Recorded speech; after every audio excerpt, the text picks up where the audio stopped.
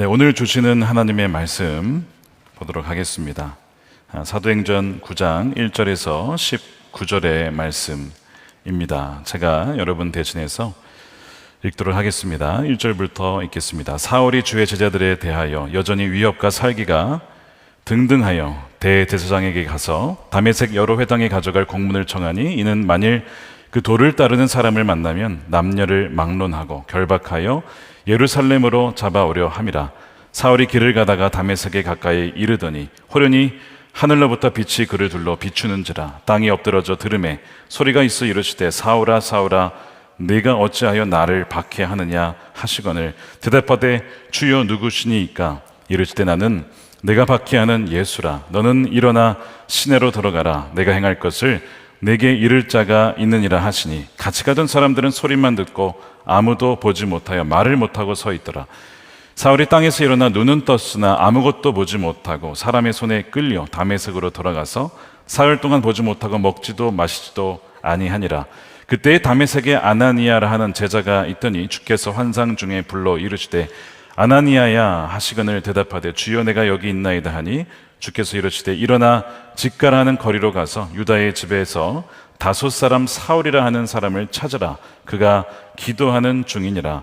그가 아나니아라 하는 사람이 들어와서 자기에게 안수하여 다시 보게 하는 것을 보았느니라 하시거늘 아나니아가 대답하되 주여 이 사람에 대하여 내가 여러 사람에게 듣사온즉 그가 예루살렘에서 주의 성도에게 적지 않은 해를 끼쳤다 하더니 여기서도 주의 이름을 부르는 모든 사람을 결박할 권한을 대제사장들에게서 받았나이다 하거늘 주께서 이르시되 가라. 이 사람은 내 이름을 이방인과 임금들과 이스라엘 자손들에게 전하기 위하여 택한 나의 그릇이라. 그가 내 이름을 위하여 얼마나 고난을 받아야 할 것을 내가 그에게 보이리라 하시니 아나니아가 떠나 그 집에 들어가서 그에게 안수하여 이르되 형제 사울아 곧 내가 오는 길에서 나타나셨던 예수께서 나를 보내어 너로 다시 보게 하시고 성령으로 충만하게 하신다 하니 즉시 사울의 눈에서 비늘 같은 것이 벗어져 다시 보게 된지라. 일어나 세례를 받고 음식을 먹음에 강건하여 지니라.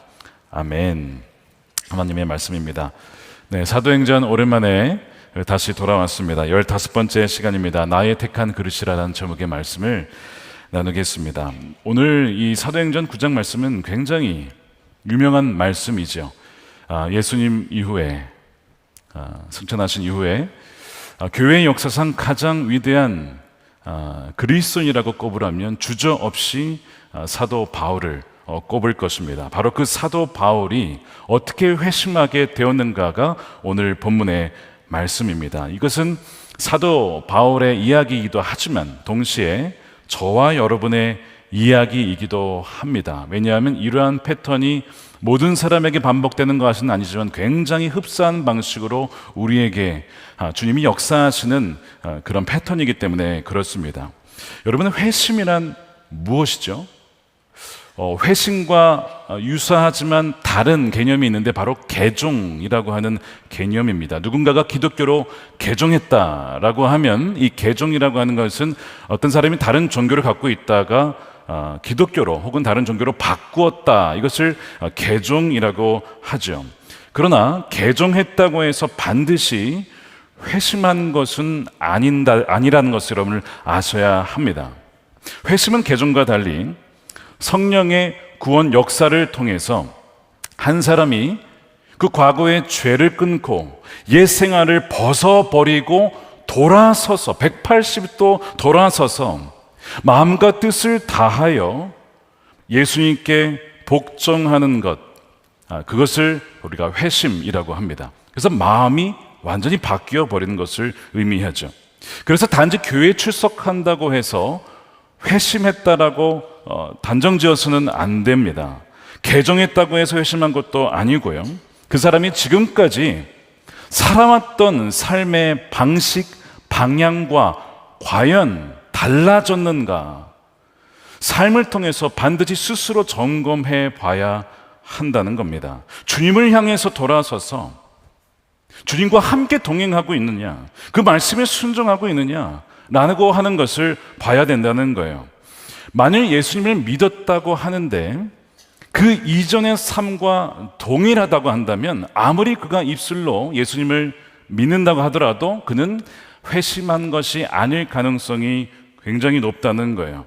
그래서 회심한 것이 아니라고 한다면 아무리 교회에 나오고 스스로 그리스도인이라고 할지라도 그가 지금 죽으면 천국 갈 것이 아니라 그는 지옥에 가게 될 것입니다.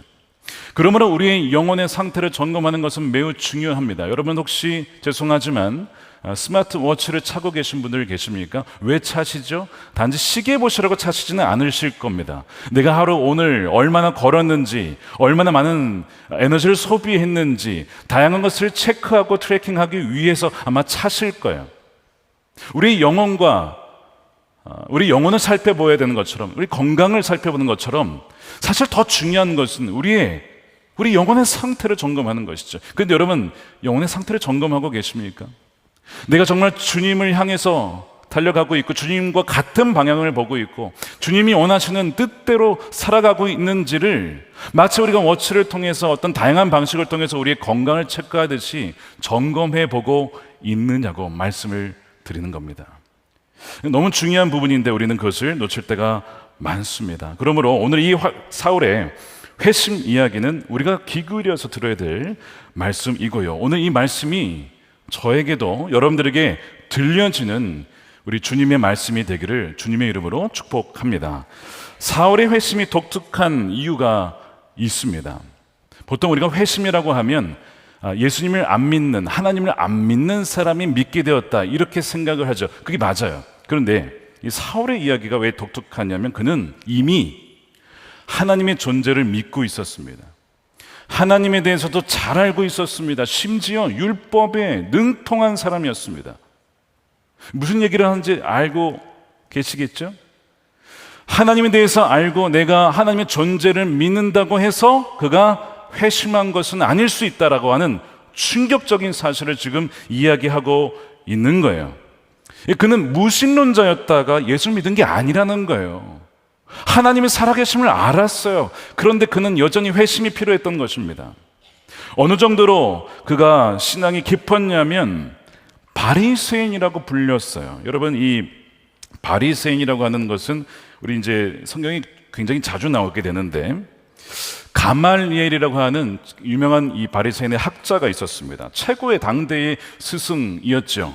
그로부터 이 바리새인으로부터 훈련을 받았습니다. 그래서 사도행전 22장에 보면 어떻게 자신을 소개하냐면 이 바울이 내가 조상의 율법에 엄한 아주 엄격한 학문적으로 아주 엄격한 교육을 받았고 하나님께 대하여서 열심히 있는 자라고 소개를 해요.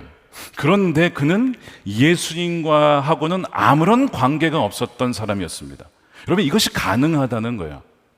종교적으로 굉장한 열심을 갖고 있고 하나님 말씀에 대해서 알고 있고 하나님의 존재에 대해서 너무나 확실하게 믿지만 예수님과는 아무런 관계가 없을 수 있다라고 하는 것이 이 사울의 형편이었습니다. 그래서 5절에 보시면 이제 예수님께서 이 사울에게 나타나셔서 말씀을 하시는데 여러분, 누군가가 내가 아는 목소리면 그냥 말만 들어도 누구네라고 아시죠? 아마 이제 저의 목소리를 자주 들으신 분은 제가 얘기를 하면 김다희 목사님 목소리네 아마 아실 거예요. 그런 거와 비슷하게 만일 이 사울이 예수님을 알았다면 예수님의 음성이 들렸을 때에 예수님이시군요 알았을 텐데요. 그가 뭐라고 얘기하냐면 주님 누구십니까? 이렇게 묻습니다. 여기서 주님은 예수님이라고 알아서 주님이라고 한 것이 아니라 뭔가 신적인 권위가 있는 음성이었기 때문에 이건 사람의 음성이 아니다 라고 해서 존칭해서 주님이었지 예수님이라고 알아서 물은 게 아니었습니다. 그러면서 누구시냐고 물어보는 거예요. 영어로 Who are you? 모른다는 거예요, 예수님을. 자, 생각해 보세요. 내가 그리스도인이라고 했는데 예수님의 음성을 들었는데 모르겠어. 누구의 음성인지 모르겠어. 누구시죠? 전화를 걸었는데 누구 전화가 왔어요. 음성을 들었는데 모르겠어. 그러면 누구시죠? 라고 하는 것과 같이 사울의 지금 예수님의 음성에 대한 반응이 누구신가요? 라는 반응이었습니다. 이것이 바로 반증하는 것이 무엇이냐면 그는 예수님과 아무런 관계가 없었던 사람이었어요. 평생토록 하나님의 존재를 믿고 하나님에 대해서도 알고 하나님의 말씀에 대하여 철저히 공부했던 사람인데 주의 음성을 들었을 때 누구시죠? 누군가가 천국에 가면 그렇게 얘기할 수도 있다고 합니다. 말씀 많이 들었습니다. 누구? 이렇게 되면 이제 큰일 나는 겁니다. 더 두려운 것은요, 저는 정말 기도하기를 우리 교회에 어느 한 명도 이런 분이 없기를 원해요. 뭐냐면요, 마태복음 7장에 주님께서 너가 누구냐라고 묻는 장면이 나옵니다. 너는 누구냐? 내가 도무지 너희가 누군지 모르겠다.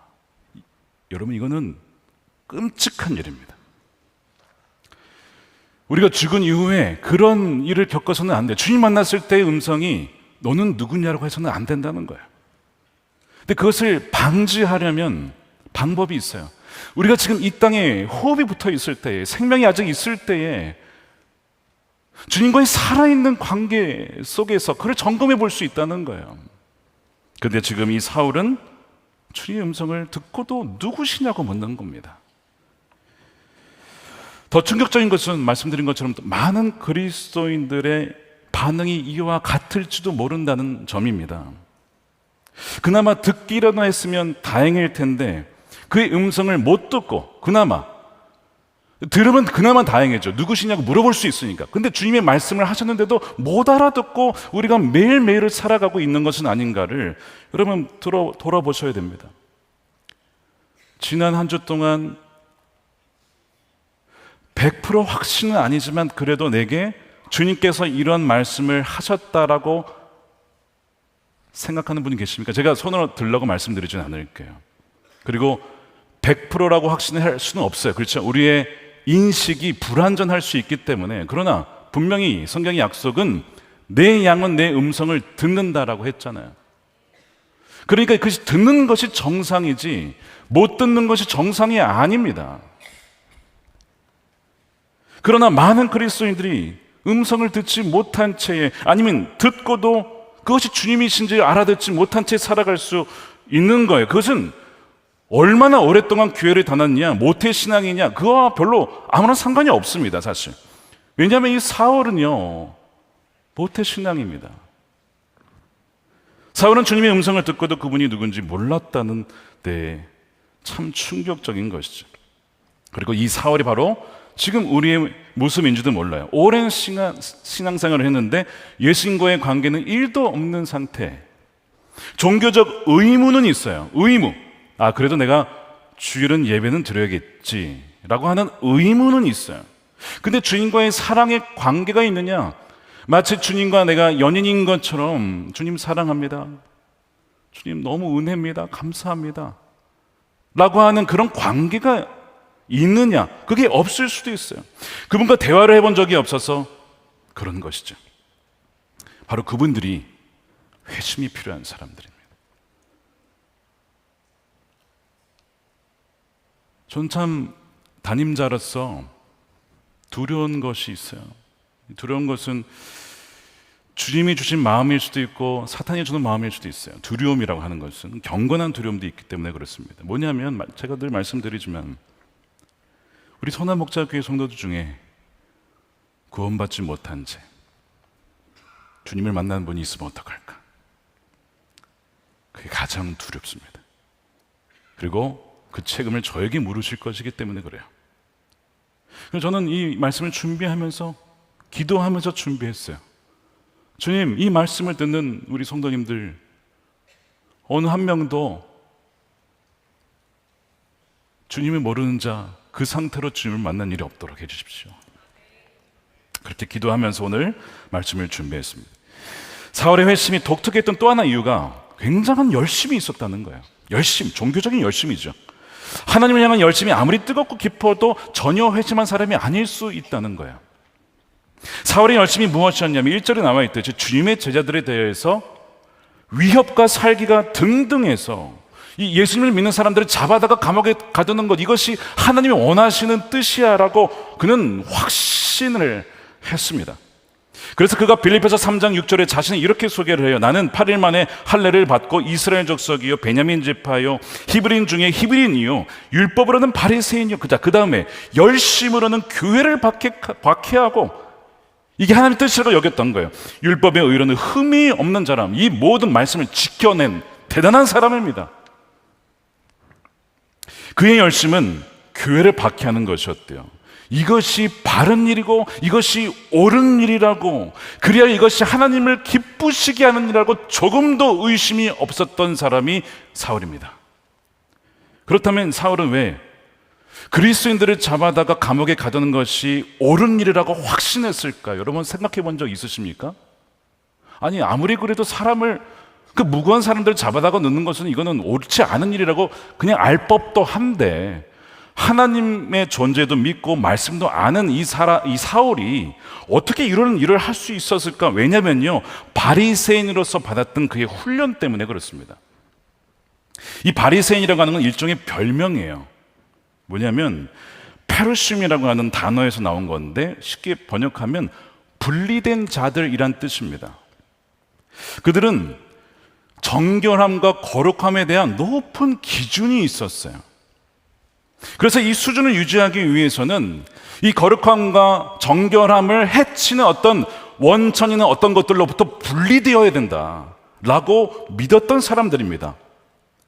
그래서 이 율법을 엄격하게 지켰던 사울의 입장에서 이 그리스도인들은 어떤 사람들이었냐면 율법을 따르지 않는 죄인들이었어요. 그래서 그들을 다른 사람들로부터 분리시켜야 그들이 오염당하지 않을 수 있으니까 그들을 감옥에 가두는 것이 옳다, 이것이 하나님이 기뻐하시는 일이다라고 그는 믿었던 것이죠.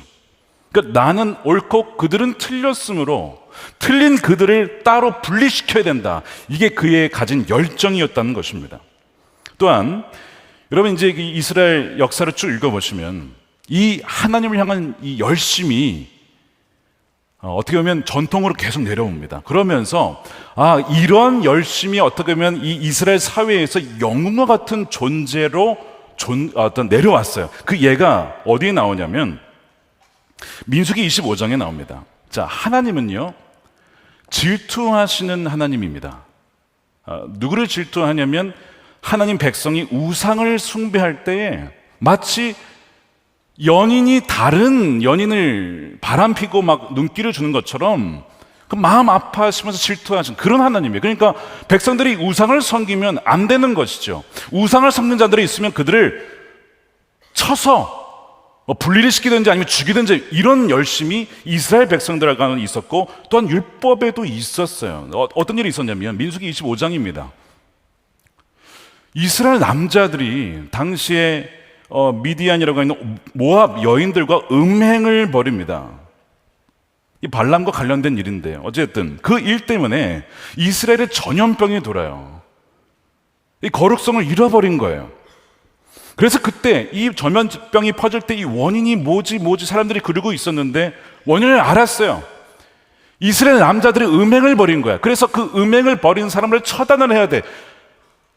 사람들이 다 눈치를 보고 있는데 아론의 손자 비느하스가 창을 딱 들더니 한 회막에 들어가서 남자 여자가 그 음행하고 있는 것을 창으로 찔러 죽여버립니다.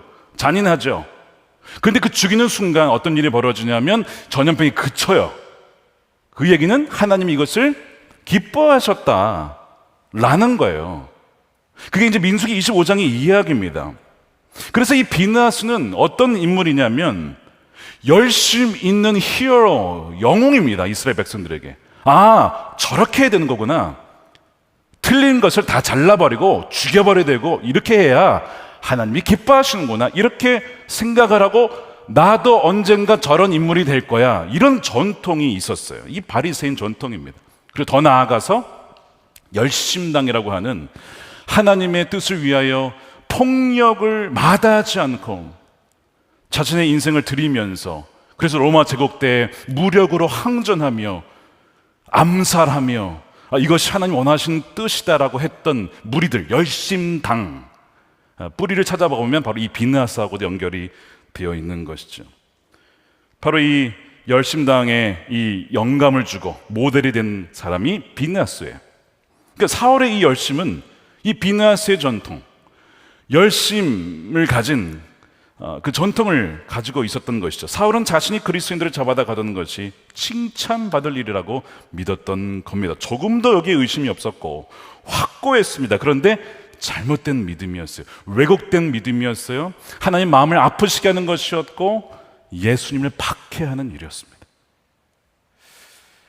우리가 확신 있게 행하는 행동 중에 이것이 얼마나 잘못된 것인지 스스로 인식하지 못하는 경우가 참 많이 있죠.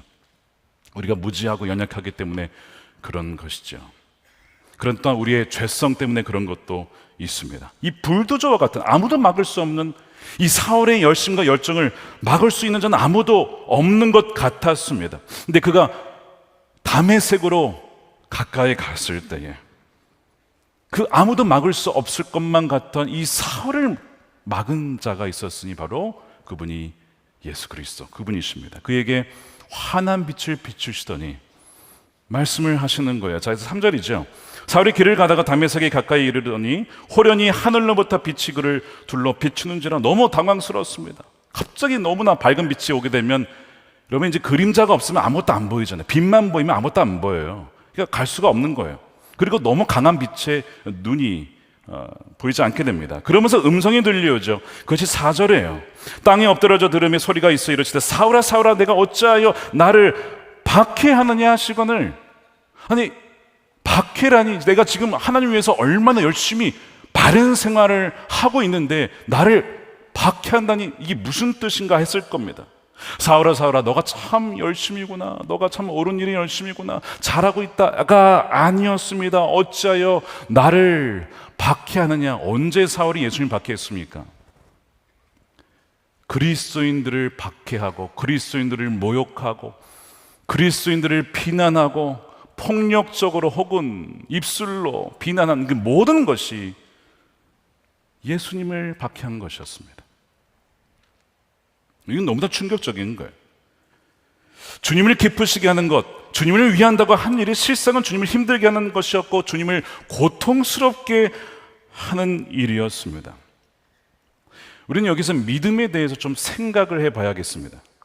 왜냐하면 이 말씀은 우리에게 말하기를 확신에 차는 믿음 너무 중요하지만 더 중요한 것은 그 믿음이 향하고 있는 대상이 무엇이냐, 올바른 대상이 훨씬 더 중요하다는 것을 말씀하고 있습니다. 믿음 그 자체로는 사실 아무런 힘이 없어요. 그 믿음이 어디에 대한, 누구에 대한 믿음이냐가 훨씬 더 중요한 거예요. 아무리 확신에 차 있어도요, 그 믿음의 대상이 잘못된 것이라면요 많은 사람을 죽일 수 있습니다. 한번 예를 들어 볼까요? 여러분 히틀러를 한번 생각해 봅시다.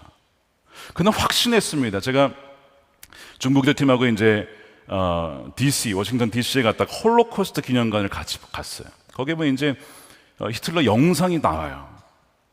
많은 내용이 있지만 그 중에 하나가 무엇이냐면 우리 게르만 민족이 다른 어떤 민족보다 우월하기 때문에 우리 민족이 다른 나라를 지배해야 된다. 그리고 유대인들은 열등한 민족이므로 이 세상에 존재해서는 안 된다고 다 죽여버리는 거예요. 그 사람들이 그걸 다 믿어요. 확신을 가져요. 그러면서 그걸 시행합니다. 많은 수백만 명의 유대인들이 죽었어요. 자, 대단한 확신이죠. 엄청난 확신인데 그 방향이 잘못됐기 때문에 많은 사람을 죽이는 겁니다. 지금 사울과 똑같지 않습니까? 이것이 하나님을 위한 일이라고 하는 것이 실은 예수님을 박해하는 것이었고 교회를 무너뜨리는 것이었음을 그는 알지 못했다는 것이었습니다. 그러니까 이 사울의 믿음은 올바른 대상을 향한 믿음이 아니었던 것이죠. 박해자였던 사울은 예수님이 이스라엘의 메시아가 아니라고 확신한 거예요. 그래서 그를 따르는 복음을 따르는 자들을 죽이고, 아니면 죽였죠. 실제로 스데반을 죽였으니까요. 죽이거나 감옥에 가두는 것이 주님을 기뻐하시니라고 확신했는데 지금 환한 빛을 맞이하며 그 들려오는 음성을 들으니 이게 아니라고 하는 것, 지금까지 나의 삶이 다 이것이 가짜는 아니지만 다 무너질 것이었다는 것이 느껴졌을 때 그는 주저앉게 된 것입니다. 여러분, 지금까지 여러분들이 믿었던 것이 전부 잘못된 것이었다고 한번 생각해 보세요. 제가 지난주 토요일 날 통일민교회 방문했는데 그 담임 전사님께서 그 얘기를 하시는 거예요. 탈북을 해서 남한에 왔더니 지금까지 자기 온 인생은 다 가짜였대요. 자기가 알고 있었던 거, 대한민국에서 들었던 거, 하나님에 대해서 들었던 거 모두가 다 거짓이었다는 거예요. 야, 내 인생이 송두리째 가짜구나. 거기서 확 무너지면서 회심을 하게 된 거예요. 그러니까 지금 이 사울이 그 경험을 하고 있는 것이죠. 내가 밖에 있던 그 사람들, 내가 옳고 그들이 틀렸다고 했던 그 사람 알고 봤더니 내가 틀렸고 그들이 옳았던 거예요. 그런데 나는 그들을 잡아다가 죽이기도 하고 감옥에 가두었으니 그 충격이란 뭐 이루 말할 수가 없는 것이죠. 근데 마찬가지로 여러분들 중에도 사울과 같이 회심이 필요한 분들이 혹시 계실지도 모르겠습니다. 내가 사울처럼 종교적으로 살긴 했지만 회심하지 않았을 수도 있어요, 여러분. 그러면 내가 회심했는지 안 했는지를 점검해 봐야 되는데, 뭐 여기서 이제 그 주제를 다 다룰 수는 없지만 핵심은 이겁니다. 내가 주님과 살아있는 교제와 관계가 있느냐는 거예요. 마치 우리가 만나면 서로 대화를 하잖아요. 어제 잘 잤어요? 식사는 하셨어요? 휴가를 갔다 오셨습니까? 일은 어떻게 하고 계세요? 대화가 있잖아요. 오고 가는 게 있잖아요. 살아있는 인격적인 관계잖아요. 물건 대고 얘기하는 게 아니잖아요. 인격적인 관계라는 게 이런 거 아닙니까? 그러니까 내가 예수님과의 그런 관계가 있냐, 그거를 보시면 되는 거예요. 그게 없다고 하면 죄송하지만 회심하지 않았을 수도 있어요. 아니면 회심을 했지만 대화하는 언어를 모르는 거예요. 그랬을 수도 있어요. 근데 먼저 내가 회심했는지를 점검할 때 세 가지를 점검해 보시면 좋겠어요. 예수님이, 여러분 누구십니까? 첫 번째, 예수님은 선지자시죠. 예수님은 말씀으로 우리에게 가르치세요. 그래서 내가 주님으로부터 가르침을 받느냐, 여러분 지난 한 주 예수님께서 여러분들에게 어떤 가르침을 주셨고 어떤 교훈을 알려주셨습니까? 그게 없으세요? 지난 한 달간 돌아보세요. 그러면 한 달 없으세요? 있다면 내가 지금 주님으로부터 내가 교훈을 받았으니 내가 관계가 있는 것이구나 생각해 볼 수가 있죠. 두 번째는 예수님은 제사장이시죠. 내가 주님으로부터 죄사함을 받고 그리하여 더 이상 과거에 반복된 죄를 끊었는가? 주님과의 관계가 있는 사람은 더 이상 주님이 미워하시고 아파하시고 슬퍼하시는 것에 계속 머물러 있을 수는 없습니다. 말씀드린 것처럼 회심을 했는데 그전과 똑같이 살아간다, 회심한 게 아니라고요. 사울이 회심한 이후에 그의 전과 후는 완전 달라져요. 회심이라는 것이 바로 그런 거예요. 방향이 바뀌는 것이기 때문에 그렇습니다. 그리스도는 여전히 연약해서 죄에 넘어질 수 있죠. 우리 연약함이 있습니다. 근데 주님은 그 연약함에 대해서 뭐라 하지 않으세요. 불쌍히 여기시고 동정해 주시고 긍휼히 여겨 주십니다. 그런데 여러분, 우리가 정말 주님과 연합이 되었으면요, 우리에게 의로움과 거룩함과 구원함이 이제는 그 회심하는 순간 우리의 것이 되는 거예요. 우리가 예수님의 그 포도나무에 접붙임 바 되었기 때문에 예수님이 생명 우리 것이 그 순간 된 거거든요. 나중에 되는 것이 아니고 바로 그 순간. 자, 그 말씀이 어디 있냐면 고린도전서 1장 30절 말씀입니다. 우리 함께 읽어보겠습니다. 시작. 너희는 하나님으로부터 나서 그리스도 예수 안에 있고 예수는 하나님으로부터 나와서 우리에게 지혜와 의로움과 거룩함과 구원함이 되셨으니, 아멘이죠. 되실 것이니 라고 했습니까? 되셨으니예요. 이 헬라어에는요, 한국에 없는 시제가 있는데 부정과거 시제, 뭐 기억하지 않으셔도 좋습니다. 근데 이게 무슨 의미냐면 순간적으로 일어나면서 동시에 완결된 행동을 가리킬 때 이 시제를 씁니다. 그러니까 과거에 어떤 일이 벌어졌는데 그것이 그 사람에게 지금도 영향을 주고 완전한 영향을 준 그 시제를 표현할 때 이 아우리스라고 하는 부정과거 시제를 써요. 바로 이것이 그 단어입니다. 그러니까 예수님의 거룩함이 믿는 순간 나의 거룩함이 되고 의로움이 되고 구원함이 됐다는 거예요. 그것을 믿는 자에게는 실제가 된다는 것입니다. 자, 그래서 거룩하다는 것은 완전히 죄를 짓지 않는다가 아니라 연약해서 넘어질 수 있습니다. 그런데 의도적으로 고의적으로 죄를 짓지 않는다는 거예요. 반복적으로. 자, 그것이 로마서 6장 15절 몇 군절 있는데 한번 보겠습니다. 그런즉 어찌하리요? 우리가 법 아래에 있지 않고 은혜 아래에 있으니 죄를 지으리요? 이 영어로는 shall we sin이라고 했습니다. 우리가 의도적으로 죄를 짓겠냐? 그럴 수 있느냐? 그럴 수 없다 이거죠. 내가 어떤 죄에서 구원받았는데 내가 의도적으로 죄를 지어서 예수님을 다시 십자가에 못 박을 수 있겠느냐? 그럴 수 없다는 거예요. 완전한 변화가 있다는 겁니다. 즉시 요한일서 3장 9절 말씀을 함께 읽겠습니다. 시작. 하나님께로부터 난 자마다 죄를 짓지 아니하나니 이는 하나님의 씨가 그의 속에 거함이요 그도 범죄하지 못하는 것은 하나님께로부터 났습니다. 자, 죄송하지만 이 한글 번역이 죄를 짓지 아니한다고 하니까 다시는 어떠한 죄도 짓지 않는다 이렇게 해석을 할 수 있는 위험성이 있습니다. 그렇지 않아요. 그게 아니라 좀 더 이해를 돕기 위해서 제가 영어 표현을 보겠습니다. They cannot go on sinning이라는 표현이 있어요. 이게 무슨 얘기냐면 계속해서 반복적으로 의도적으로 끊임없이 동일한 죄에 있을 수 없다는 거예요. 누가 회심한 사람은 그 말씀을 하고 있는 겁니다. 이는 하나님의 씨가 그 안에 거하여서 범죄하지 못하는 것은 하나님께로부터 났기 때문에 우리 안에 연약한 죄, 무지로 인한 죄, 알지 못한 채 나도 모르게 어떤 누군가의 상처를 주거나 그런 거는 있을 수 있죠. 사람들은 없을 수가 없습니다. 그러나 고의적으로 이것이 분명 하나님께 죄가 된다는 것을 알면서 한두 번이 아니라 여러 번 계속해서 그럴 수는 없다는 거예요. 존재 자체가 바뀌었기 때문에 그렇습니다.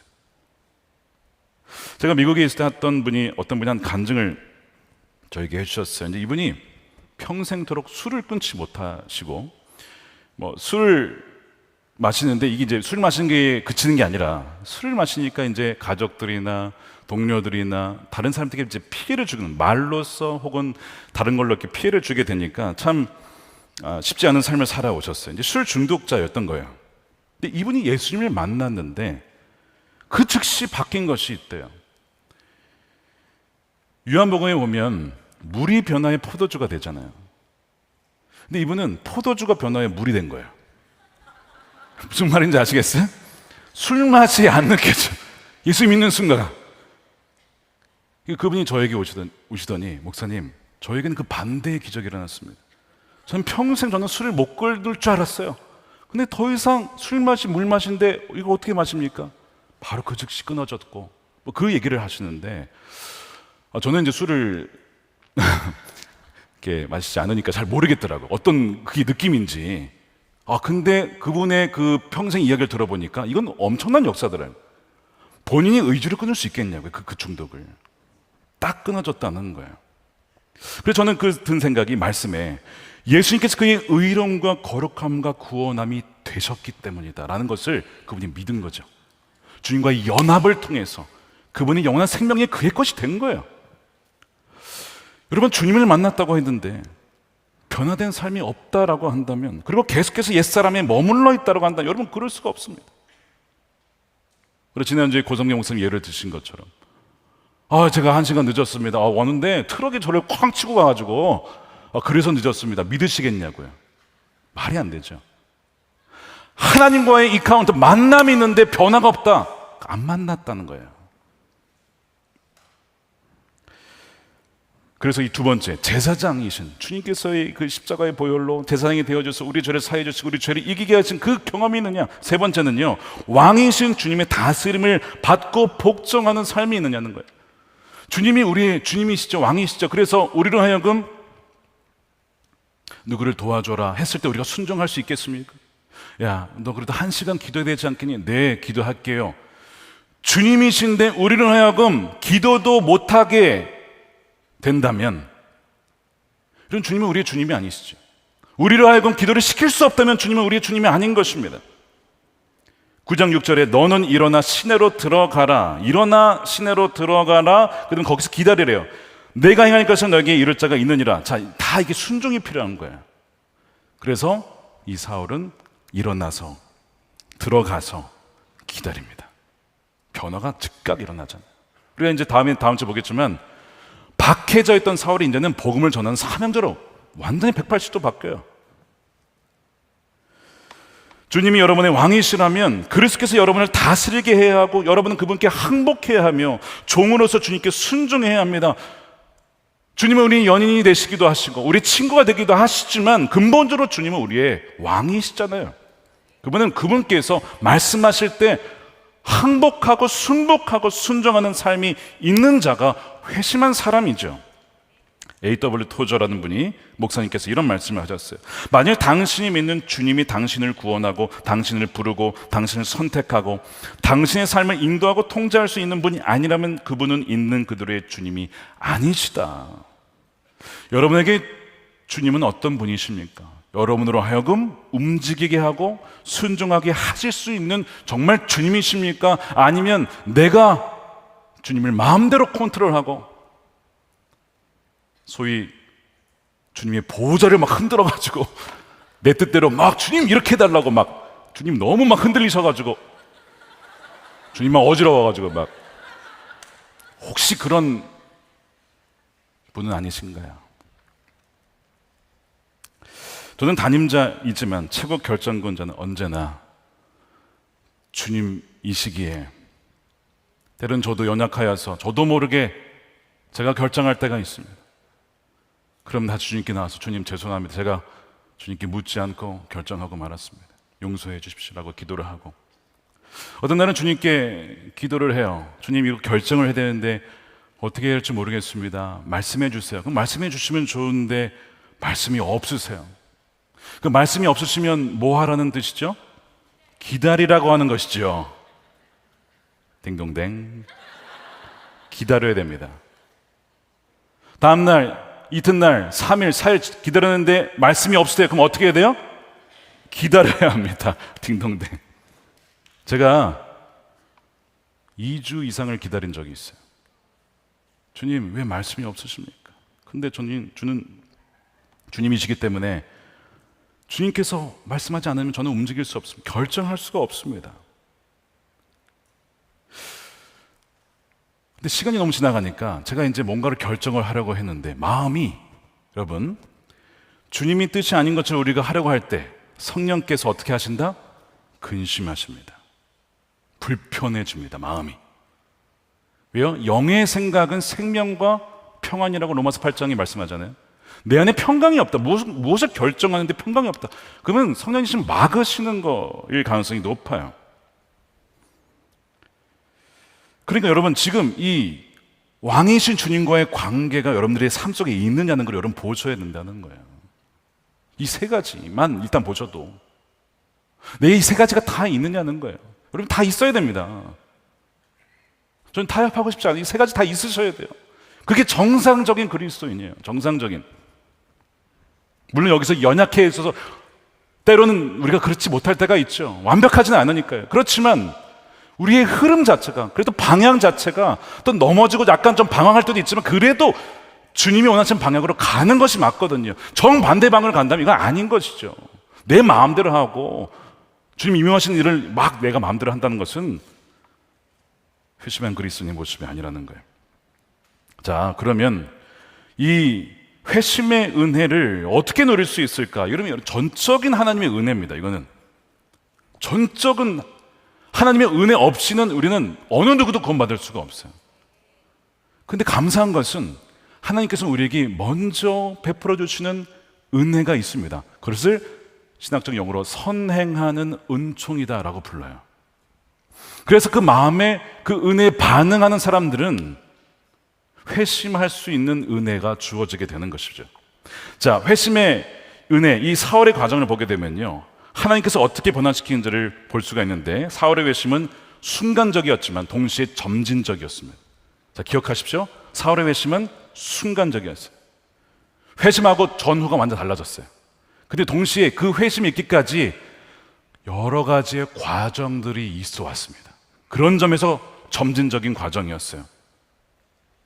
바울의 이 회심은 자신의 잘못된 열심에서부터 돌이킨 회심이었고 지금까지 자기가 부정해왔던 것을 향한 회심이었습니다. 그가 이제 사흘간 볼 수 없게 되죠.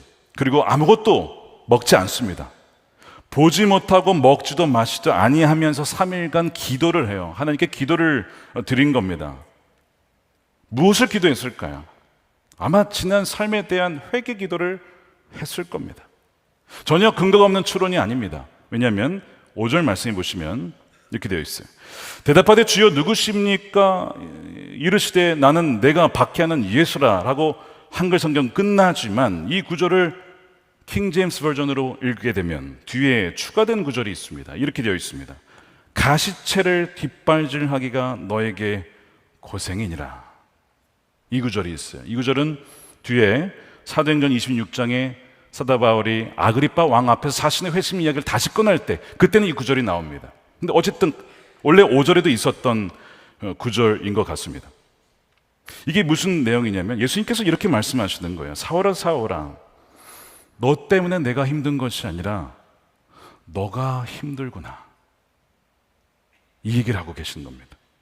사울아 사울아, 너가 너 자신에게 지금 무슨 짓을 하고 있는지를 잘 봐라. 너에게는 지금 기쁨도 없으며 너는 지금 착각에 빠져 있고 너의 영혼을 스스로 해치고 있구나, 이런 의미예요. 왜 그러냐, 여기서 나오는 이 가시채는 무엇이냐면 목동들이 쓰던 이 막대기에 가시가 돋쳐 있는 거예요. 그래서 양들이 길을 가다가 엉뚱한 데를 빠지면 목자들이 뭐라 하냐면 탁탁 칩니다. 그러니까 가시 막대기니까 아플 거 아니에요. 찔리면 아프지만 그걸 맞으면 다시 원래 자리로 돌아가죠. 그래서 구덩이나 다른 데로 빠지지 않도록 필요할 때마다 이 목자가 치는 것이 이 가시채예요. 그러니까 지금 이 사울의 인생에 주님께서는 지금까지 곳곳, 삶의 곳곳마다 뭘 했다는 거예요? 가시채를 친 거예요. 사울아, 너 거기 아니잖아. 툭툭 치는데 그때마다 어떻게 했다는 거예요? 발로, 아이 누구 나를 건드려 이러면서, 발로 아이 이러면서 그냥 자기가 옳다라고 생각하는 길을 그냥 계속 가는 거예요. 계속 거부하는 거예요. 선한 목자 되신 주님의 이 가시채를 거부해온 인생이 이 사울이었던 거죠. 자, 그러면 예수님이 언제 사울에게 가시채를 가지고 치셨을까요? 여러 가지가 있는데 먼저는 사울이 예루살렘에서 있을 때 예수님의 말씀을 들었을 가능성이 굉장히 높습니다. 예루살렘이 여러분 큰 곳이 아니에요, 별로. 그러니까 거기에 가면 거기에서 예수님에 대한 이야기, 그리고 바리새인으로서 반드시 말씀을 들었을 것입니다. 그런데 무시하는 것이죠. 가시채를 무시한 거예요. 말씀을 들었는데 무시하는 거예요. 여러분, 우리에게도 주님께서 반복적으로 가시채의 말씀을 통해서 거기 아니다, 거기 아니야, 나에게 와야지, 나와 동행해야지, 더 이상 죄에 머물러 있어서는 안 되지라고 다양한 방식을 통해서 우리에게 가시채와 같은 말씀을 주시잖아요. 그때마다 여러분 어떻게 반응하셨습니까?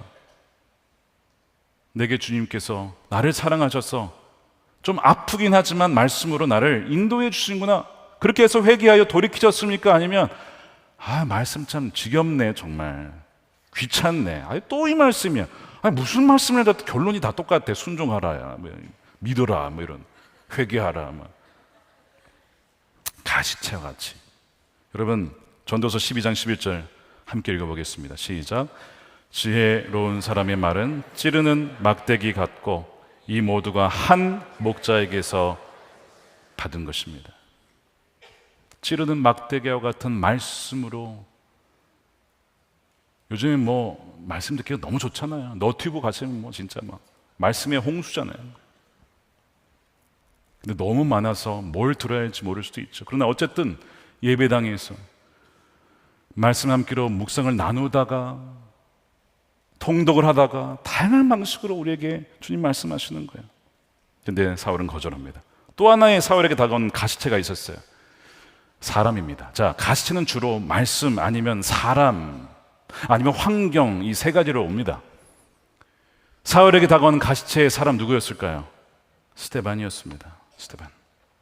사울은 스데반이 천사의 얼굴을 하고 있는 것을 보았어요. 죽어가면서도 저항하지 않고 저주하지 않고 자신을 죽이는 사람들을 위해서 죄를 그들에게 돌리지 말라고 하나님께 기도하는 그 장면을 보았습니다. 이 모든 것이 사울을 향한 주님의 가시체였어요. 사울아, 사울아, 제발 좀 깨달아라. 이 스데반이 죽어가는 모습을 통해서라도 너가 깨달아야 된다라고 하셨지만, 그때도 그 사람이 죽는 것이 당연하게 여기면서 마음을 확 닫아버리잖아요. 그게 사울의 모습이었는데, 이것이 역시 우리의 모습일 수 있어요. 우리에게 누군가가 다가와서 복음을 전하거나 말씀을 전하거나 너 순종해야 돼, 너 이렇게 살면 안 돼 하는데도 굳이 내가 옳다라고 나가는 분들이 계시다면 똑같은 거였죠. 똑같은 거. 지금까지 주님께서 가시체로 사울을 그렇게 인도해 오셨다는 걸 말하는 거야. 그런데 너가 발길질하면서 거부하지 않았느냐? 너가 참 안 됐다, 너가 고생이다라고 하는 거야. 주님이 무슨 고생이시겠어요? 너가 고생이지. 세상 짐을 다 지고 가니 너가 고생인 거지. 존 스토트가 쓴 자신의 회심에 대한 책이 있어요. 얇은 책이 나는 왜 그리스도인이 되었는가 라는 책에 보면 자신의 삶에 예수님께서 어떻게 가시체로 역사하셨는지를 두 가지를 얘기합니다. 하나는 소외됨이었어요. 그는 무신론자가 아니었습니다. 하나님의 존재를 믿었습니다. 근데 그분을 만난 적은 없는 거예요. 그러니까 회심하지는 못했던 것이죠. 그래서 하나님 마치 나로부터 멀리 계신 분이라고 느껴졌고, 하나님이 내게 관심이 없는 것처럼 느껴졌고, 냉담하신 분 것처럼 느껴졌습니다. 그리고 하나님 주위에는 뭔가 이렇게 안개가 가득 찬 것처럼 이렇게 다가가기에 참 뭔가 모호하신 분이라고 생각을 했던 거예요. 근데 오히려 그것이 더 갈망이 일어나게 된 거예요. 하나님에 대해서 알고 싶다라는 갈망. 그게 이 소외됨, 뭔가 좀 멀어진 이것이 그에게 다가온 가시체 첫 번째 방식이었고, 두 번째는 패배감이었습니다. 실패한 거예요.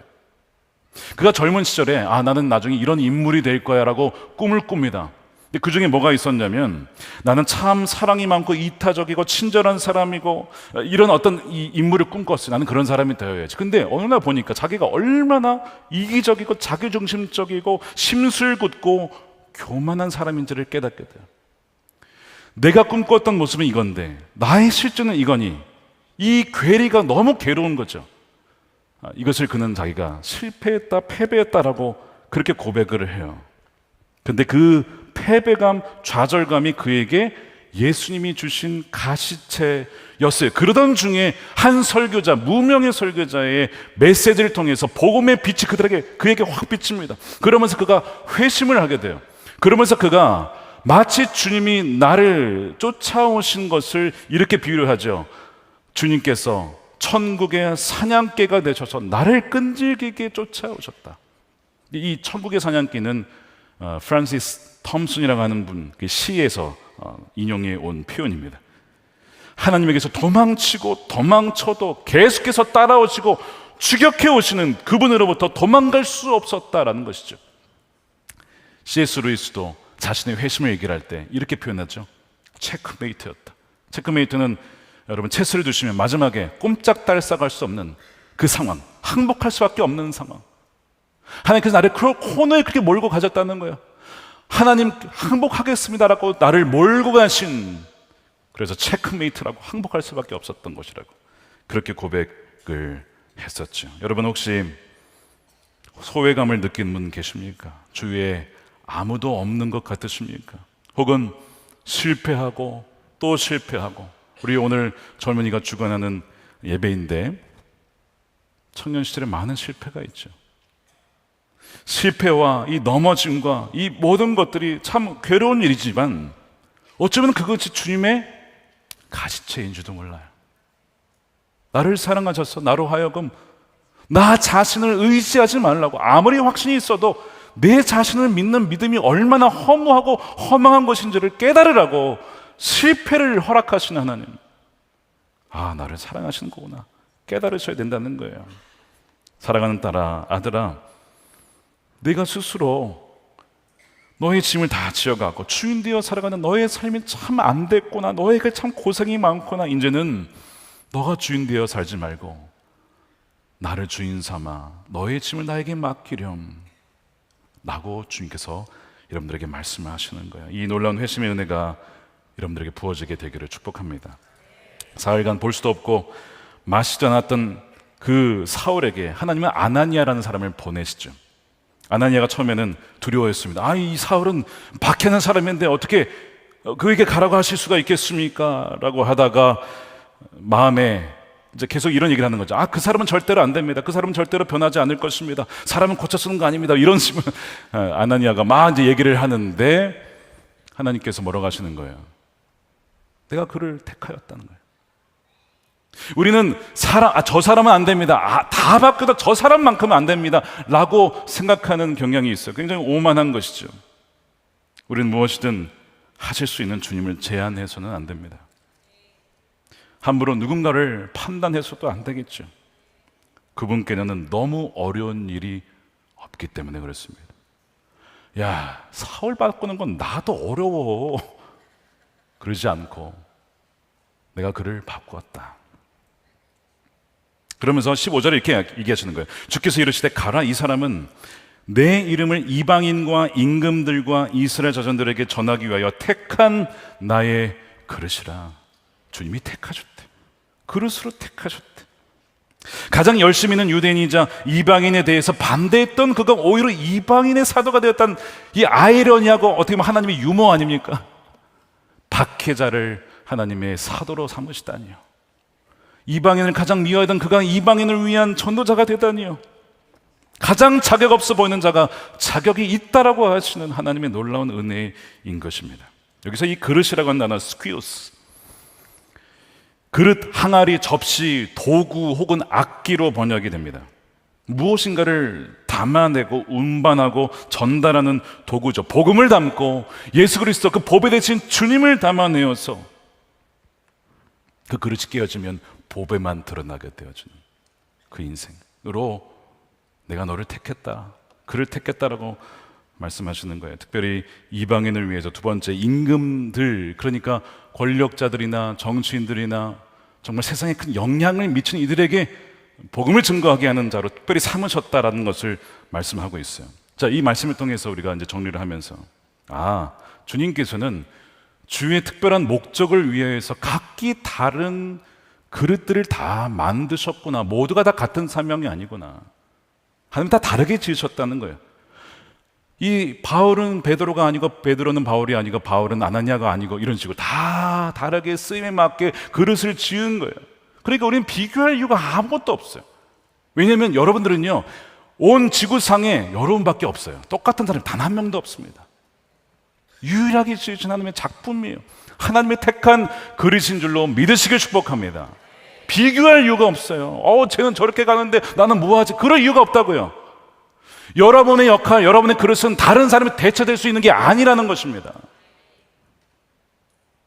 많은 청소년들과 청년들이 비교하면서 우울증에 빠지고 뒤처지는 것 같고 얼마나 힘들었는지 몰라요. 꼭 이것을 아셨으면 좋겠어요. 여러분은 세상에서 그 누구도 대체할 수 없는 유일한 하나님의 작품, 사랑받는 자녀라고 하는 것입니다. 이 하나님께서 이 택한 그릇을 위해서 사울을 어떻게 훈련시키시냐면 헬라 문화에서 이 헬라어를 배우게 하시고 유대인으로서 또한 유대 언어뿐만 아니라 문화와 율법과 이걸 다 배우게 하시죠. 가말리엘 밑에서 인류 교육을 받게 해줘서 어느 철학자와 붙어도 뒤지지 않을 만한 그런 훈련을 받게 하십니다. 그리고 양쪽을 다 아니까, 헬라 문화도 알고 이 유대인 문화도 아니까 양쪽을 다 오고 갈 수 있는 대사의 역할을 할 수가 있었어요. 게다가 로마 시민권자예요. 로마 전역을 그냥 마음껏 다닐 수가 있네. 그러니까 베드로하고는 또 다른 모습을 갖고 있죠. 하나님 특별한 목적을 위하여서 사울의 특별한 환경 속에서 그를 지금까지 빚어오신 거예요. 만들어 오신 거예요. 굉장히 독특한 역할입니다. 게다가 천막을 지을 줄 알아가지고 비즈니스를 통해가지고 이 재정적인 자립을 통해서 어느 곳에 가도 살 수 있게끔. 베드로는 어부만 계속 고기만 잡아야 되는데, 그렇죠? 이게 좀 다르잖아요. 말씀드린 것처럼 여러분, 이 원리를 기억하셔야 돼요. 눈송이 원리. 뭐냐면 눈송이는 같은 것이 하나도 없죠. 다 다르게 지으신 거예요. 그러니까 여러분, 오늘 이 말씀을 통해서 나는 베드로와 같이 혹은 바울과 같이 아나니아와 같이 다 다르게 하나님께서 지으셨고 나를 반드시 쓰실 그 어떤 목적이 있구나 하는 것을 여러분 아셨으면 좋겠어요. 아나니아가 말씀에 순종해서 이 사울에게 안수를 하죠. 이 아나니아가 없었으면 또 이 사울이 우리가 아는 바울이 될 수가 없었던 거예요. 안수하였을 때 17절에 보니까 이렇게 되어 있어요. 성령으로 충만하게 하신다. 예수님으로 충만하게 된 거예요. 이제는 아나니아를 통해서. 그러니까 그 역할을 하는 사람도 있어야 되는 거예요. 바울과 같이 앞에 나서서 나는 사람이 있고, 뒤에서 그를 돕고 조력하고 그를 서포트한 사람도 있는 거예요. 다 하는 나라의 역할이 다른 것이죠. 하나님 다 존귀하게 여겨주시는 것입니다. 그러므로 여러분, 우리가 어떤 그릇이 될지 우리가 정할 수는 없어요. 우리는 토기장이가 아니기 때문에 그렇습니다. 근데 분명한 것은 하나님은 우리를 다 택한 그릇으로 지으셨다는 것입니다. 우리가 할 것은 우리의 삶을 온전히 맡겨드리는 거예요. 하나님, 저를 부에 처하게 하실 수도 있고, 저를 가난에 처하게 할 수도 있고, 저를 높은 것에 두실 수도 있고, 저를 비천한 것에 두실 수도 있고, 국내에 두실 수도 있고, 해외에 두실 수도 있고, 어느 곳에 두시든지 제가 선택할 권한은 없습니다. 주님께서 저를 택하셔서 주의 기쁘신 뜻을 위하여 마음껏 사용하여 주옵소서 라고 여러분들을 드릴 때에 주님께서 여러분들 통하여 그 일을 이루실 줄로 믿습니다. 우리는 우리 인생을 증명하기 위해 사는 것이 아닙니다. 하나님을 증명하고 예수 그리스도의 복음을 증거하기 위해 우리는 이 땅에 존재하는 것입니다. 우리가 그 사명을 분명히 알아야 된다는 것이죠. 자, 그래서 오늘 사울의 회심 이야기가 저와 여러분의 이야기인 이유가 디모데전서 1장 16절에 나옵니다. 하나님께서는 나에게, 이제 이 사도 바울의 이야기죠, 나에게 자비를 베푸셨습니다. 그 뜻은 그리스도 예수께서 끝없이 참아주심의 한 사례, 그러니까 지금까지 계속 가시를 쳤지만 거부해왔잖아요. 끝없이 참아주심의 한 사례를 먼저 나에게 드러내 보임으로써 앞으로 예수를 믿고, 우리와 같은 이들이죠, 앞으로 예수를 믿고 영생을 얻으려 간 사람들의 본보기로 삼으시려는 것입니다. 나와 같이 박해자요 계속 주님을 거부한 이도 나를 택한 그릇으로 삼아서 쓰시는 그런 나의 인생도 있었으니, 앞으로 예수 믿는 사람들 중에서 나는 안 된다, 나는 쓸모없다, 나는 버림받았다, 내가 뭘 하겠냐 라고 하는 그 모든 이들도 잊지 말라는 겁니다. 주님이 얼마나 당신들을 사랑하시고 택하시고 그릇으로 삼아주셨는지를 믿으러가는 하는 것이죠. 오늘 우리가 이 말씀을 왜 묵상을 하고 있을까요? 말씀드린 것처럼 아직 회심치 않은 분들에게 회심케 하셔서 영생을 주시려고 하시는 것입니다. 또한 어떤 분들에게는 내가 회심은 했지만 내가 뭘 위해 살아야 될지 모르겠다. 주님이 나를 택한 그릇으로 삼아주셔서 나를 온전히 주님께 맡기면 주님의 기쁘신 뜻을 위해서 나를 사용하시겠구나를 알게 하시고, 그 본보기로 이 사울의 이야기를 오늘 우리에게 들려주신 줄로 믿습니다. 제가 마지막 이야기만 하고 마칠게요. 저희 교회 성도님은 아니신데 어떤 분께서 이메일을 보내주셨어요. 이런 얘기를 하시는 거예요. 최근 저의 자신의 삶이, 이분이 저와 나의 연배가 비슷하신 것 같아요. 남자분이십니다. 답답한 안개 속에 갇혀 있는 것 같다는 겁니다. 자신은 모태신앙이랍니다. 근데 성인이 된 이후에는 교회에 나가지 않으셨대요. 얼마나 마음이 아픕니까? 성인이 되어서 교회를 떠나가는 다음 세대가 참 많이 있어요. 근데 이분도 그랬던 것 같아요. 그래서 세상 속에 묻혀 살았답니다. 하나님에 대한 사랑보다 세상에서의 성공, 인정, 대부분 남자들이 그렇지 않습니까? 거기에 삶의 목표를 두고 부단히 열심히 달렸대요. 여러분, 그렇게 열심히 달리면요, 열심히 하면요, 열매가 있어요. 그래서 이분이 젊은 나이에 대표이사가 됩니다. 성공한 거죠. 성공한 거예요. 인정받았습니다. 젊은 나이에 사업에 성공한 거예요. 근데 시간이 지나서 사업에 실패를 합니다. 무너지게 돼요. 빠른 성공만큼 그 빠른 실패가 주는 충격이 어마어마했던 것 같습니다. 오랜 시간 우울증과 절망감에 빠져서 스스로를 방에 가두었답니다. 은둔 생활을 계속했대요. 몇 개월 홀로 어둠 속에서 사는데, 그래도 이분이 모태신앙이니까 내가 이 어둠 속에서 할 수 있는 것이 무엇일까? 어플을 켜서 성경 음성 말씀, 그 사복음서를, 예수님의 음성을 듣는, 그걸 계속 들었대요.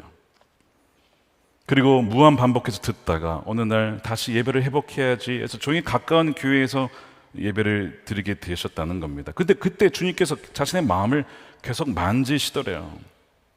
주님께로 돌아오라는 마음을 주신 것이죠. 그러던 중에 꿈을 꾼 거예요. 이게 이제 포인트입니다. 한 남자가, 자기는 아니야, 한 남자가 항아리에 웅크리고 갇혀 있더래요. 여러분, 항아리가 뭐 얼마나 크겠습니까? 근데 거기에 사람이 들어가서 웅크리고 앉아 있는 거예요. 주위 사람들이 그를 산채로 항아리에 담아 매장시키려고 하더랍니다. 그래서 이분이 그걸 보고 그분에게 다가가서 위로해 주었대요. 걱정하지 마, 너는 다시 살아나서 목자가 될 거야, 두려워하지 마, 이런 얘기를 해줬대요. 근데 결국 그 남자가 항아리에서 죽게 됩니다. 볕단으로 이제 덮여져 있는 거예요, 그 시신이. 근데 그 죽었는데도 그게 가서 다시 말씀을 외쳤대요. 일어나라, 너는 죽지 않았어. 목자가 되어 크게 사용될 거야. 근데 그 순간 그 말씀을 들은 그 죽은 남자가 벌떡 일어나더래요, 자리에서. 되살아나서 마구 막 뛰어다니더랍니다. 창백했던 그의 얼굴이 맑은 어린아이 같은 피부로 싹 바뀌게 되고, 그리고 자신과 함께 손을 잡고 한 학교를 가서 교실에 앉은 채, 그리고 이제 꿈에서 깼는데, 이분이 이제 꿈을 잘 꾸는 분이 아니지만 너무 생생한 꿈이라서 이게 뭔가 싶더래요. 제가 이제 이 얘기를 들으면서 저에게만 주신 마음이 있어요. 그 항아리에 갇혀있던 사람이 이분이에요. 그리고 그 말씀을 주신 분은 주님이십니다.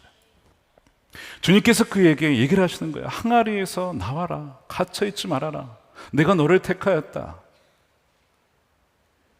마치 이 삶이 이제 죽었으니까, 거기서 죽은 건 다름없어, 끝난 거야. 아, 이제 끝이구나. 근데 그 말씀을 듣고 살아나요, 다시. 그리고 새 생명이 돌아나게 되죠. 회심을 얘기하는 것이죠.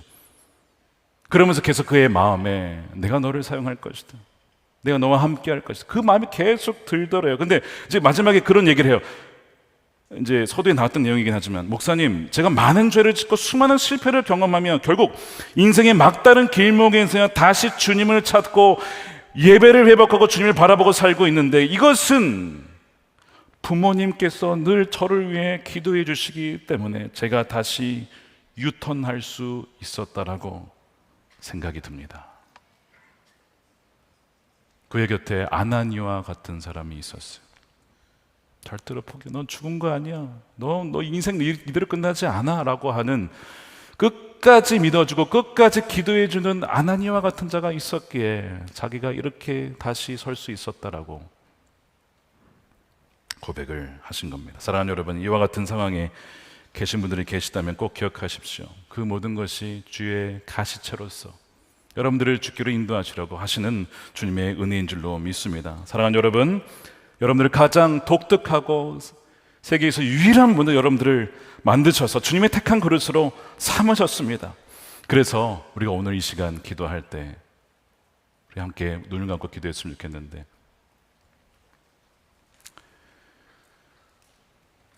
우리 첫 번째 함께 기도하고 우리 찬양을 할게요. 네, 첫 번째 기도할 때 우리 눈을 감고, 주님, 지난 날 가시채와 같이 내 삶에 계속 주님께서는 나를 치셨지만 거절하고 발길질하고 그랬던 나의 삶을 회개합니다. 이제는 정말 주님의 은혜를 무시하지 않고 반응하여 주의 택한 그릇으로 살아가겠습니다. 내가 정한 계획, 플랜이 아니고 위대하신 창조주이신 주님의 계획을 따라 살아가고 싶습니다. 오늘 이 시간 성령으로 내 영혼 가운데 찾아와 주셔서 모든 옛사람의 모습을 끊어버리고 이제는 정말 거듭난 새 사람으로 살아가게 하여 주시옵소서. 우리 통성으로 함께 기도하시는 우리 이제 찬양하겠습니다. 기도하겠습니다. 아버지 하나님, 감사합니다. 주님의 놀라운 그 은혜를 찬양합니다. 할렐루야. 주님을 찬양하여 드립니다. 하나님,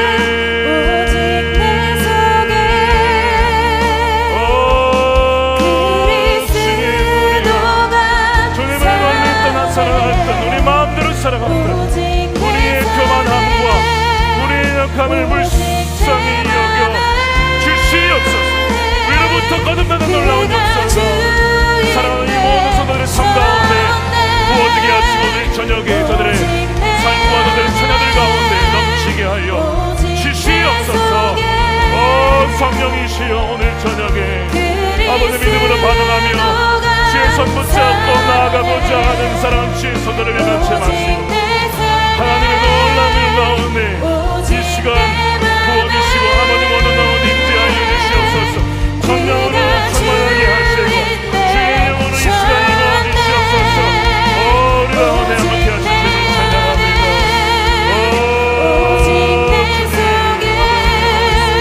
할렐루야 주님을 찬양합니다. 사울입니다. 나지대를 밝게 지나면서 나왔던 것이 바로 나의 모습이었을 고백하오니 나를 불쌍히 여겨 주시옵소서. 그가 살아가는 주의 뜻이 되게 하여.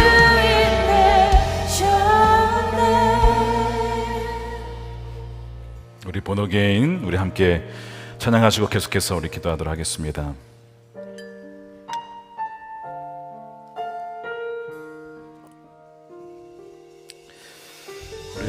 가사를 생각하시면서 찬양하겠습니다. 주 안에서 내 영혼, 주 안에서 내 영혼 다시 태어나 이전 것은 지나고 다시 태어나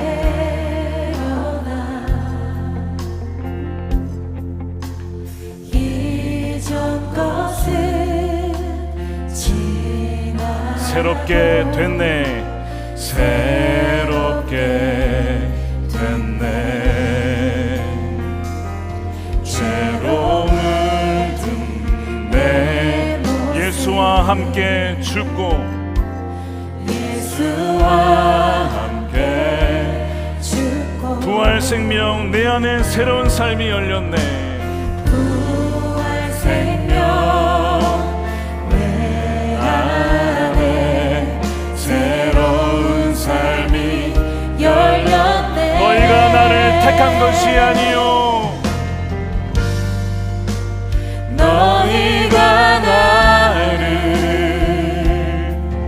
택한 것이 아니요 내가 너희를 택하여 세웠나니 내가 너희를 택하여 세워. 우리 두 손 들고 찬양합니다. 오직 내 안에 오직 내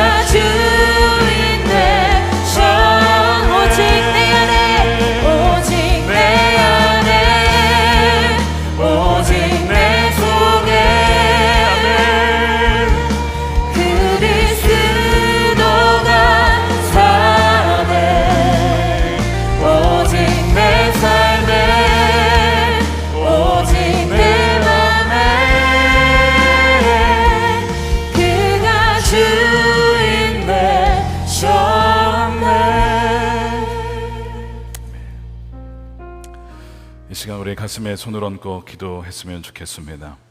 이 시간 지금까지 혹시 종교적 의무감과 형식적이고 껍데기만 남은 신앙을 가진 분이 계시다면 이 시간 주님, 이제는 그것은 오늘 저녁으로 끝이 났습니다. 이제는 그 모든 껍데기를 다 벗어버리게 하여 주옵소서. 성령을 통한 진정한 하늘로부터 위로부터 오는 거듭남의 회심의 역사가 일어나게 하여 주시옵시고, 그리하여 날마다 예수님과 실제로 친밀한 관계를 누리며 살아가게 하여 주시옵소서. 우리 두 손들과 함께 통성으로 기도를 하겠습니다. 주여, 하나님의 은혜를 씁니다. 우리 지금까지 우리 모든 삶은 아버지 하나님 종교적이고 의무적이고 껍데기 같은 삶이 있었다면 하나님 오늘 이후로는 이제는 더 이상 그런 아버지의 오염된 껍데기의 형상을 버려버리게 하시고 이제 주님과의 실질적인 동행과 아버지 교제 속에 살아가며 아버지 주님과의 동행이 되게 하여 주시옵소서.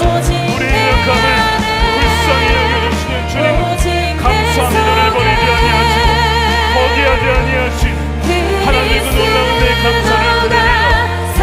이로부터 부어주시는 성령의 거듭남의 역사가 하나님에게도 아버지로 나오게 하여 주시옵소서. 하나님 우리 사랑하는 성도들과 함께 새로운 하나님의 만남과 변화를 하게 하시고 할렐루야 주여, 사울의 예수님이 우리 또한 예수님의 역사와 이야기가 되게 하시고 그저 아버지를 향한 열성의 마음으로 아버지 하나님 아버지는 십자가의 보혈로 성령케 하여 주시옵소서. 이전과 같을 수가 없습니다. 하나님 나의 삶으로 주님께 영광을 드리며 살아가게 하여 주시옵소서. 하나님 영을 부어주시옵소서. 주님 이런 하시리를 기다려 찬양합니다. 주님 우리 마음을 만드시는 아버지, 우리가 바로 사울이었습니다. 우리가 종교생활을 하며 살았습니다. 아버지 말씀을 우리를 가르쳐주시옵소서. 복음을 알려주시고 깨우쳐주시옵소서. 그가 주인 되셨네. 우리 두 번째로 기도하겠습니다. 오늘 사실 이 사울의 모습은 오랜 시간 동안 신앙생활을 해오신 분들이나 모태신앙이었던 분들에게 주시는 메시지입니다. 그건 저도 마찬가지고요. 우리는 얼마나 우둔한지 또 얼마나 우리 스스로를 기만하는지 모릅니다. 나의 뜻을 하나님의 뜻이라고 여기며 능고향하여서 폭력적으로 기만하며 속이며 그렇게 살아가는 모습이 우리 안에 분명히 있습니다. 그러니까 이 사울은 우리의 모습을 그대로 보여주고 있는 거예요. 그런데 사실 사울도 몰랐던 겁니다. 몰랐던 거예요. 그래서 우리가 기도할 때 주님 우리에게 성령을 부어주셔서 영적 분별력을 더하여 주시기를 원합니다. 진정 주님이 기뻐하시고 원하시는 뜻이 무엇인지 주여 우리가 알기를 원합니다.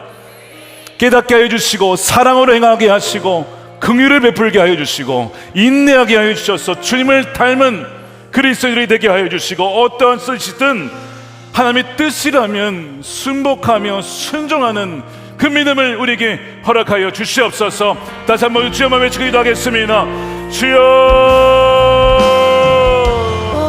하나님의 말씀에 우리가 나가여 아버지 너의 뜻을 하나님의 뜻이라고 여기며 확신하며 많은 사람들을 힘들게 하며 예수님을 박해하며 그리스도의 몸된 교회를 박해했던 것이 우리의 모습이었습니다.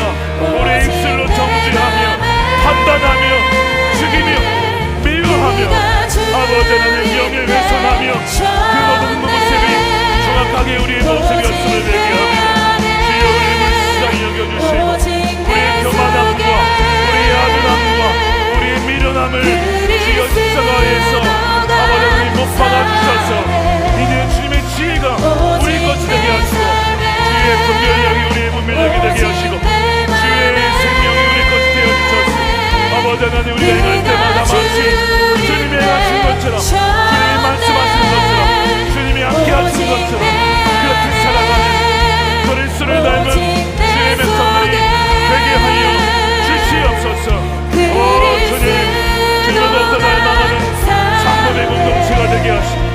소나무석이 우리 한국교회가 벽에 앞서서 갈라진 마음들, 그 마음들이 성령으로 하나 되게 하시고 치유하여 주시옵시고 분리된 마음들 주여 용서하여 주시고 예수 그리스도 안에 성령으로 하나됨을 힘써 지키게 하여 주시옵소서.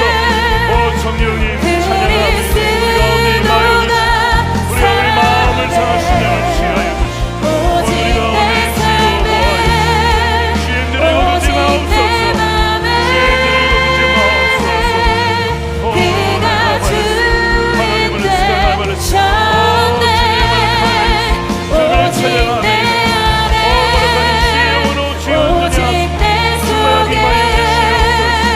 하나님을 지금 달라졌던 갈등의 마음을 흔들렸던 마음 십자가에서 하나 되게 하신 완전한 사람 모든 상점을 거두시는 완전한 연합의 그 십자가 연대가 주여 우리 교회 가운데 성도들과 나라 민족 가운데 임하게 하여 우리 오늘도 강단에서 기도하실 분들은 올라오셔서 기도하시면 되겠습니다. 우리 앞에 나오셔서 우리 안수 기도 받으실 분들 나오시면 여러분 위해서 기도해 드리겠습니다. 오늘도 나왔지만 안수 기도가 항상 완벽한 것은 아닙니다. 여러분들이 각자 자리에 위치한 곳에서 성령님을 의지하여 있으며 이름으로 기도하면 누구든지 다 만나실 수가 있습니다. 그러나 특별히 스스로 기도하기가 힘드신 분이 계시다면 나오십시오. 아나니아가 사울에게 안수하였을 때 성령으로 충만하여 그의 가려졌던 눈이 열리고 영의 세계를 보고 하나님 나라를 꿈꾸게 되고 예수님과 동행하며 내 안에 계신 예수 그리스도라 평생을 따라갔던 그 삶이 되었던 것처럼 여러분들 가운데 오늘 성령의 충만한 놀라운 역사가 부어지게 되기를 축복합니다. 우리 세 번째로 기도하겠습니다. 여러분 각자는 세상에서 유일한 하나님의 작품인 것을 믿으시길 축복합니다. 어느 누구로도 대체할 수가 없어요. 주님이 핏값으로 사신 고귀한 인생입니다. 오늘 호스피스 영상을 보면서 비록 마지막에 병투병하면서 힘을 잃어가고 생명을 잃어가지만 그분도 주님이 사랑하시고 택하시고 하나님께서 부르시는 주의 자녀라는 것이죠. 우리가 택한 그르심을 믿는다면 비교에서 해방될 수 있고 무한 경쟁 사회에서도 하나님께서 나를 택하셨으므로 하나님 나를 인생 가운데 섭리적인 손길로 이끌어 가심을 신뢰할 수가 있습니다. 오늘 기도할 때 우리를 주의 택한 그릇으로 사용하여 주옵소서. 주의 특별한 목적을 위하여 우리가 온전히 준비되게 하여 주셔서 주의 이름을 한국과 열방에 증거하는 순결한 주께서 쓰실 만한 그릇이 되게 하여 주시옵소서. 우리 간절히 사모하는 분들은 자리에서 괜찮으시다면 일어나셔서 주여 나를 주의 택한 그릇으로 사용하여 주시옵소서. 그렇게 여기는 마음으로 두 손 들고 우리 동성으로 주여만 외쳐 기도하겠습니다. 주여 우리를 아버지 택한 주의 그릇으로 사용하여 주시옵소서. 바울과 같이 베드로와 같이 아나니아와 같이 바나바와